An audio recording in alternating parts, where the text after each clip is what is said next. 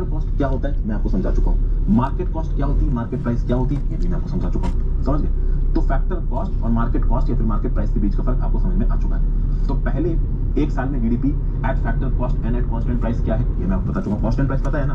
Constant price कहने का मतलब ये है कि किसी एक पर्टिकुलर कमोडिटी का प्राइस बेस ईयर में क्या है। तो आगे आने वाले ईयर में जो भी जीडीपी होगी, अगर आप कांस्टेंट प्राइस पे उन जीडीपी को मेजर कर रहे हो तो आपको जो भी कमोडिटीज है उसकी कॉस्ट वही लेनी पड़ेगी जो बेस ईयर में कॉस्ट थी। ठीक है भाई? तो भाई जीडीपी को फैक्टर कॉस्ट और कांस्टेंट प्राइस के बेसिस पे पहले मेजर किया जाता था हर साल, और उसकी ग्रोथ रेट या फिर डिक्रीज रेट को एसेस किया जाता था। अब हेडलाइन ग्रोथ रेट किस हिसाब से मेजर की जाएगी? GDP at constant market price.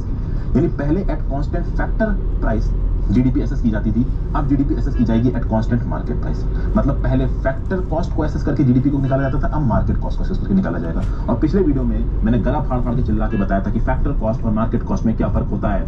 Market cost में फैक्टर कॉस्ट के ऊपर जो टैक्सेस होते हैं, इनडायरेक्ट टैक्सेस, वो जुड़ जाते हैं, जैसे कि फॉर एग्जांपल जीएसटी। और मैंने आपको यह भी बताया था कि जीएसटी के आने के बाद चीजें काफी आसान हो गई है, चीजें काफी स्ट्रीमलाइन हो गई है। नहीं याद है तो नहीं समझ पाए तो पीछे की वीडियो देखिए जाके। तो हेडलाइन ग्रोथ रेट, तो पहले जीडीपी का growth rate at factor cost होता था एंड एट कांस्टेंट प्राइसेस होता था। अब जीडीपी का ग्रोथ रेट किस हिसाब से एसेस हो रहा है? Eight market price and at constant prices.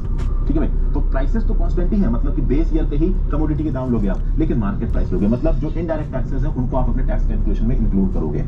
अब आप बोलोगे कि भाई इनडायरेक्ट टैक्सेस तो सरकार के पास क्या, इनको इंक्लूड नहीं करना चाहिए, बट यहाँ पे इंक्लूड किया जा रहा है, जो कि इंटरनेशनली एक्सेप्टेड प्रिंसिपल है। पहले इंडिया इंटरनेशनली एक्सेप्टेड प्रिंसिपल से डिबेट कर रहा था, अब वो इंटरनेशनली एक्सेप्टेड प्रिंसिपल से अलाइन में आ गया है। ठीक है भाई? फिर अच्छा, मैं फिर से बता दे रहा हूँ, ये वीडियो से पहले वाली वीडियोस आपने नहीं देखी है, ये वीडियो आपको समझ में नहीं आएगी, जिससे पहले की वीडियोस को जरूर देखें। फिर बात करते हैं सेक्टर वाइज एस्टिमेट्स। ये मैंने पहला पॉइंट बता दिया, हेडलाइन ग्रोथ रेट। दूसरा पॉइंट हम देखेंगे GVA, gross value added, sector wise estimates of gross value added. सबसे पहले तो यहाँ पे समझना जरूरी है कि ग्रॉस वैल्यू एडेड का मतलब क्या है। आपको फैक्टर कॉस्ट में मैंने बताया कि जितनी भी फैक्टर्स लग रहे हैं किसी चीज की प्रोडक्शन में, जैसे लोन उठाया तो उस पर इंटरेस्ट लग रहा है, एम्प्लॉयज को सैलरी देनी है, रॉ मटेरियल लग रहा है, लेबर, रेंट, कैपिटल, इन सब तरीके की चीजों को जोड़ दो तो क्या हो जाता था? Factor cost. जीवीए क्या है? जीवीए ये है कि भाई आपने किसी चीज को बनाने में इंग्रेडिएंट्स लगाए, उन इंग्रेडिएंट्स की जितनी भी कॉस्ट है, और फाइनली जो चीज बनी उसको आपने मार्केट प्राइस देखी, ये जितनी भी कॉस्ट है, तो इस इंग्रेडिएंट्स की टोटल कॉस्ट और फाइनल आउटपुट की कॉस्ट के बीच का जो डिफरेंस है ना, इसको आप बोलते हो GVA, gross value added. GVA आप कह सकते हो कि एक इंप्रूवमेंट है। पहले जो फैक्टर कॉस्ट वाला मैकेनिज्म था उसके ऊपर एक इंप्रूवमेंट बताया गया है जीवीए को। जीवीए फैक्टर कॉस्ट में जितनी इकोनॉमिक एक्टिविटी देखी जाती थी उससे ज्यादा इकोनॉमिक एक्टिविटी यहाँ पे कंसीडर करता है।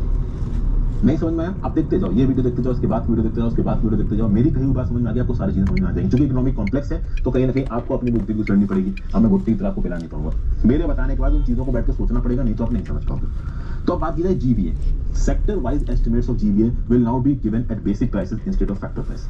भाई जितना भी ग्रॉस वैल्यू एडेड हुआ है इकोनॉमी में, उस ग्रॉस वैल्यू एडेड को सेक्टर वाइज दिया जाएगा। तो एग्रीकल्चर में अलग है, ठीक है, सेकेंडरी सेक्टर मैन्युफैक्चरिंग इंडस्ट्रीज में अलग है, सर्विस में अलग है, एग्रीकल्चर सेक्टर में भी बहुत सारे सेग्रीगेशंस किए गए और वहां पे जीवीए को कैलकुलेट किया गया। ये सेग्रीगेशंस इंटरनेशनली एक्सेप्टेड प्रिंसिपल के हिसाब से किए गए, इंटरनेशनली एक्सेप्टेड इकोनॉमिक प्रिंसिपल्स के हिसाब से किए गए, टू बी प्रिसाइज।